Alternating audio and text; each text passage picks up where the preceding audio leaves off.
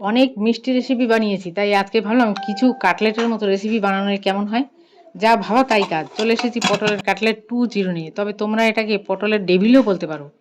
আজকে ডিম দিয়ে বানাবো, তাই প্রেশার কুকারে ডিম ও আলু সেদ্ধ করে নেব।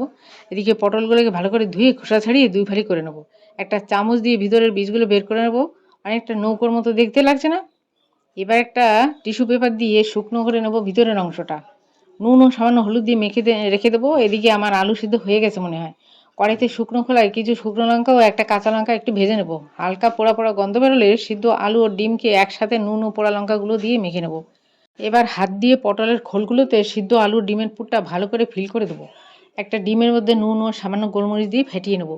পটলের ডেবিলগুলোকে ডিমের ব্যাটারে ডিপ করে কড়াইতে সাদা তেলে গরম করে হালকা আঁচে ভাজতে হবে, না হলে পটলের নিচের অংশ শক্ত হয়ে যাবে, সেদ্ধ হবে না ঠিকভাবে। আমি চাপা দিয়ে ভেজেছি ওই জন্যেই।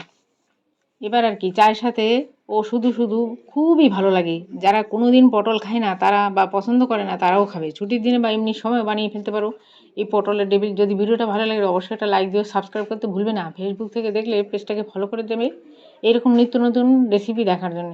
সবাই ভালো থাকবে, সুস্থ থাকবে।